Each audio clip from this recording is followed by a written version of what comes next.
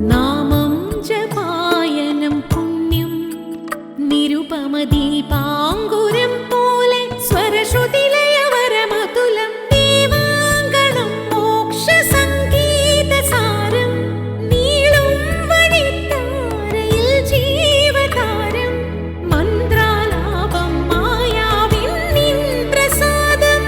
ദീപം ദീപം ദീപം. ഏവർക്കും സന്ധ്യാദീപത്തിലേക്ക് സ്വാഗതം.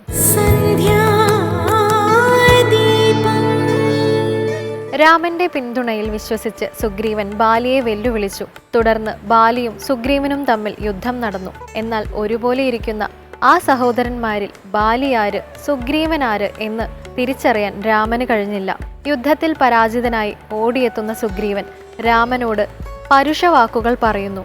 ഒടുവിൽ രാമൻ സുഗ്രീവനെ ആശ്വസിപ്പിച്ചു. തിരിച്ചറിയുന്നതിനായി കഴുത്തിൽ ഒരു മാലയും ചാർത്തി യുദ്ധത്തിനായി അയക്കുന്നു. ഈ ഭാഗങ്ങളാണ് ഇന്നത്തെ രാമായണ പാരായണ വിഷയം.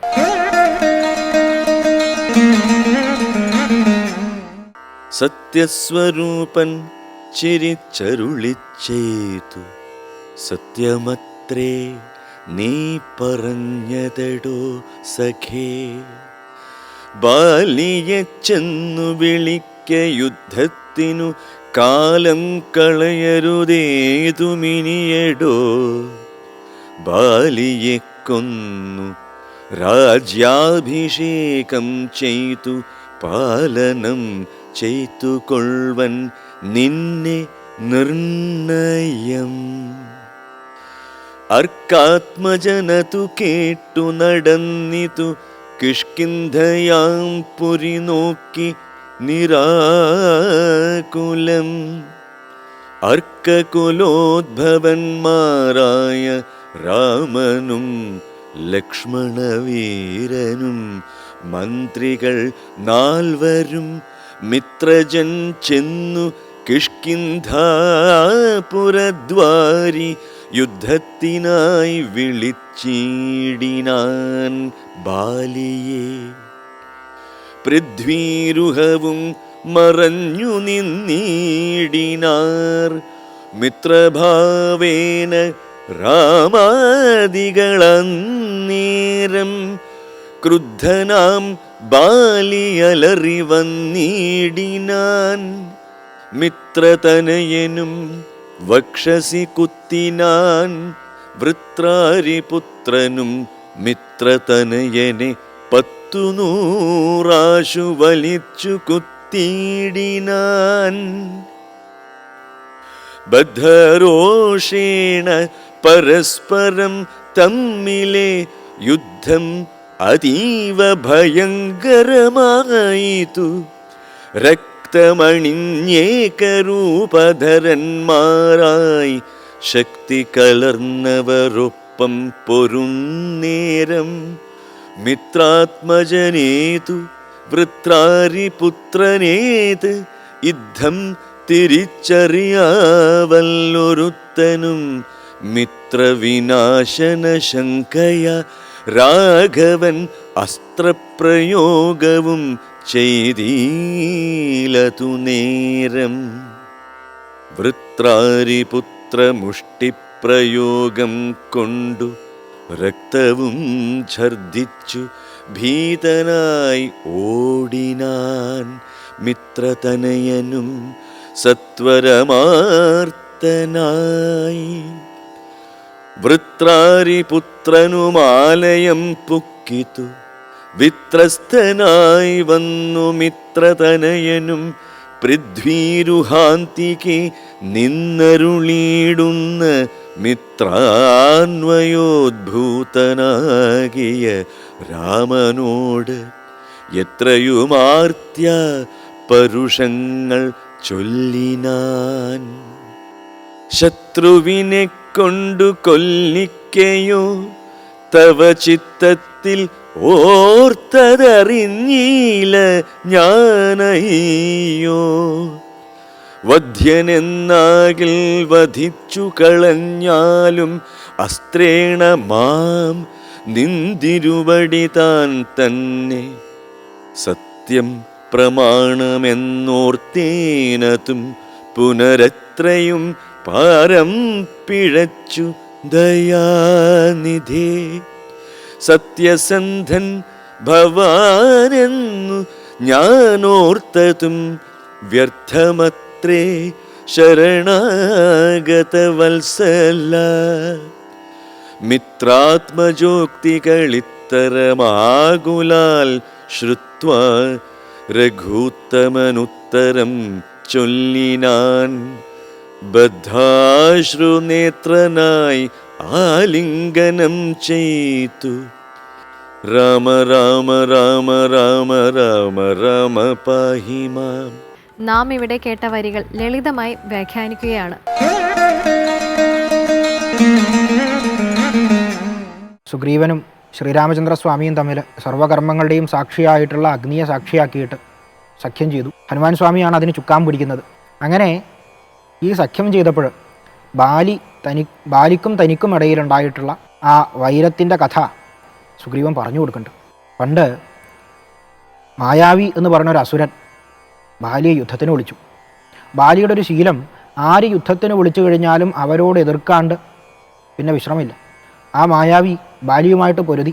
അവസാനം ബാലിയുമായിട്ട് പൊരുതി മരിക്കും എന്നുള്ള അവസ്ഥ വന്നപ്പോൾ ഒരു ഗുഹയുടെ ഉള്ളിൽ ഈ മായാവി ചെന്ന് കയറി. അപ്പോൾ ബാലിയുടെ കൂടെ താനും ഉണ്ടായിരുന്നു. സുഗ്രീവൻ പറയാണ്, ഞാനും ആ കൂട്ടത്തിലുണ്ടായിരുന്നു ബാലിയുടെ പിന്നാലെ. അപ്പോൾ ബാലി പറഞ്ഞു, ഞാൻ ഏതായാലും ഈ ഗുഹയ്ക്കുള്ളിൽ കയറാം. ഞാൻ മരിക്കുകയാണെങ്കിൽ രക്തം പുറത്തു വരും, അവൻ മരിക്കുകയാണെങ്കിൽ ക്ഷീരം പുറത്തു വരും. അഥവാ രക്തമാണ് പുറത്തു വരണമെങ്കിൽ നീ ഒരു കാര്യം ചെയ്യുക, ഈ ഗുഹാകവാടം എന്നേക്കുമായിട്ട് മൂടിയിട്ട് നീ രാജ്യഭാരം ഏറ്റെടുക്കുക, രാജ്യത്തെ അനാഥാക്കരുത്. അപ്പോൾ സുഗ്രീവൻ മനസ്സോടെ സമ്മതിച്ചു, അവിടെ നിന്നു. ഇതൊക്കെ മായാവി കേട്ടിട്ടുണ്ട്. അവസാനം മായാവി ബാലിയുടെ കൈകൊണ്ട് മരണപ്പെട്ടു. പക്ഷേ മായാവി ചെയ്തത് പാല് വരണതിന് പകരം രക്തം വരണ അവസ്ഥയുണ്ടാക്കി തൻ്റെ മായ കൊണ്ട്. പാവം സുഗ്രീവൻ ഇത് കണ്ടിട്ട് വിചാരിച്ചു, ബാലി മരിച്ചു, ഇനി എന്താ ചെയ്യുക? ഈ മായാവി വന്നിട്ട് തന്നെ കൊന്നു കഴിഞ്ഞാൽ രാജ്യത്തിന് ആരുണ്ടാവില്ല. ബാലിയെ കൊന്നവനാണ്. ബാലിയെ പറ്റിയിട്ട് ചിന്തിക്കുക, രാവണനെ തൻ്റെ വാലിൽ ചുരുട്ടിയെടുത്ത ആളാണ് ബാലി, അത്രയ്ക്ക് ശക്തനാണ്. ആ ബാലിയെ കൊന്ന ആൾ പുറത്തു വന്നു കഴിഞ്ഞാൽ എൻ്റെ കാര്യത്തിലൊരു തീരുമാനവും. അതുകൊണ്ട് എന്ത് ചെയ്യാം? ഇത് മൂടിയിട്ട് ബാലി പറഞ്ഞതുപോലെ ചെയ്യാം. പക്ഷേ ബാലി വിചാരിച്ചു തന്നെ കൊല്ലാൻ വേണ്ടിയിട്ട് ഈ അവസരം മുതലാക്കി സുഗ്രീവൻ കളിച്ചതാണ്. അവസാനം ബാലി ഈ ഗുഹാകവാടം പൊട്ടിച്ച് പുറത്തു വന്ന് ആ കവാടത്തിൽ വെച്ചിട്ടുള്ള കല്ല് പൊട്ടിച്ച് പുറത്തു വന്ന് സുഗ്രീവനുമായിട്ട് യുദ്ധം ചെയ്തു. ആ സുഗ്രീവനെ രാജ്യത്ത് നാട്ടിപ്പായിച്ചു. സുഗ്രീവൻ്റെ ഭാര്യയായിട്ടുള്ള രുമയെ തൻ്റെ പത്നിയാക്കിയിട്ട് വെച്ചു. ഇതാണ് ഭഗവാനെ ഞങ്ങൾ തമ്മിലുള്ള വൈരത്തിന് കാരണം. പക്ഷേ ഞാനിവിടെ ഋഷ്യമുഖ പർവ്വതത്തിൽ വളരെ സ്വസ്ഥനായിട്ടിരിക്കുന്നുണ്ട്, ജീവഭയം ഇല്ലാണ്ടിരിക്കുന്നുണ്ട്. കാരണം ബാലിക്ക് നേരിട്ട് വരാൻ പറ്റില്ല. പണ്ട് ഇതേമാതിരി ദുന്ദുഭി എന്ന് പറയുന്ന ഒരു അസുരൻ്റെ മൃതശരീരം ബാലി വധിച്ചിട്ട് ആ ശരീരത്തെ ഈ ഋഷ്യമുഖ പർവ്വതത്തിലേക്ക് വലിച്ചെറിഞ്ഞതാണ്. അന്നിവിടെ മതങ്കാശ്രമം ഉണ്ടായിരുന്നു. ആ ആശ്രമ പരിസരം രക്തം വീണിട്ട് അശുദ്ധമായതുകൊണ്ട് ബാലിക്ക് കിട്ടിയിട്ടുള്ള ശാപമാണ്. ഇതിലേക്ക് കയറിക്കഴിഞ്ഞാൽ തല പൊട്ടിത്തെറിക്കും, അതുകൊണ്ട് ബാലി വരില്ല. ആ ഒരു സമാധാനത്തിലാണ് എൻ്റെ ഭഗവാനെ ഞാൻ നിൽക്കുന്നത്. കാര്യങ്ങളൊക്കെ പറഞ്ഞ് ബാലിയോട് യുദ്ധം ചെയ്യാൻ ഭഗവാന് ശക്തിയുണ്ടോ എന്ന് പരീക്ഷിക്കുന്നുണ്ട് സുഗ്രീവൻ. ആ കാര്യങ്ങളൊക്കെ നമുക്കറിയാം.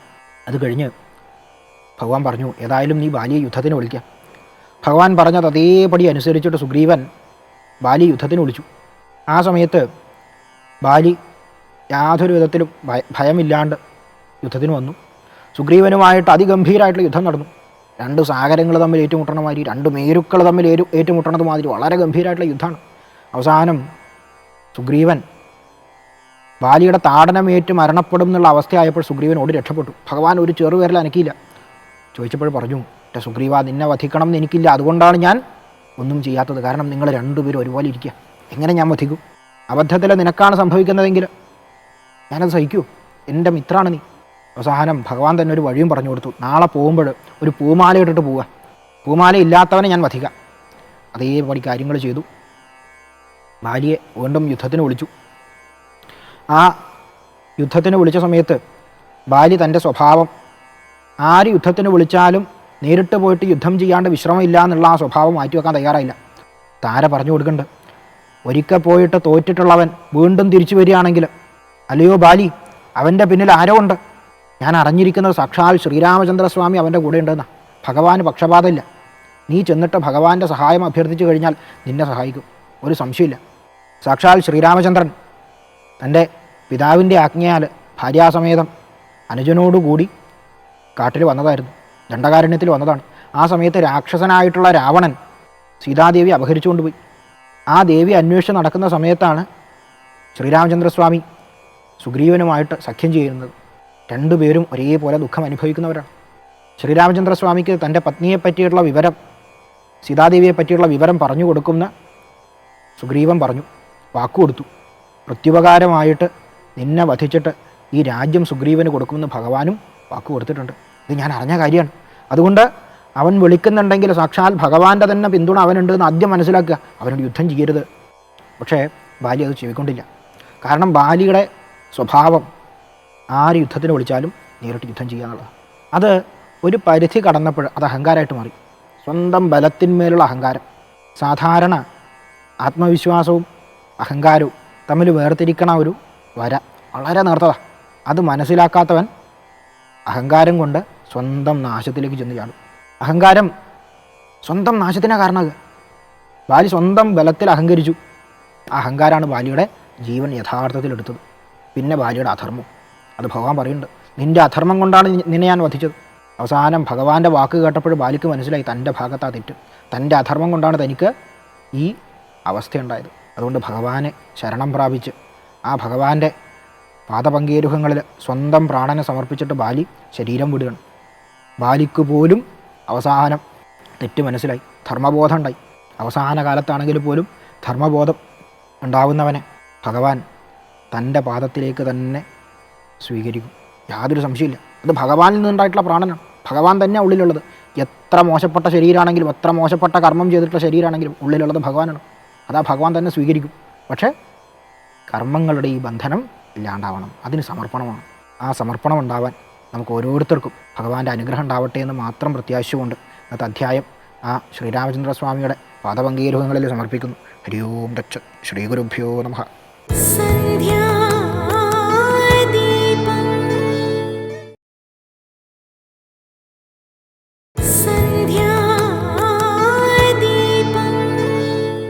ഇനി ഇന്നത്തെ ദീപാരാധന കാഴ്ചയുടെ സമയമാണ്. ക്ഷേത്രാങ്കണത്തിലെത്തി ദീപാരാധന കാഴ്ച കണ്ടു മടങ്ങാം.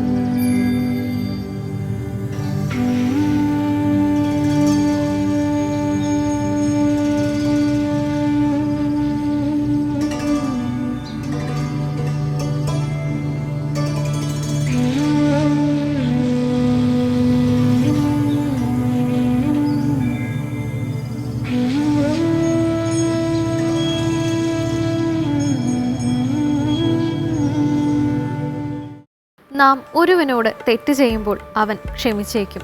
എന്നാൽ നീതിജ്ഞാനായ പരമാത്മാവ് അത് പൊറുക്കുകയില്ല. ഇന്നത്തെ സന്ധ്യാദീപം ഇവിടെ പൂർണ്ണമാകുന്നു. ഏവർക്കും നന്ദി.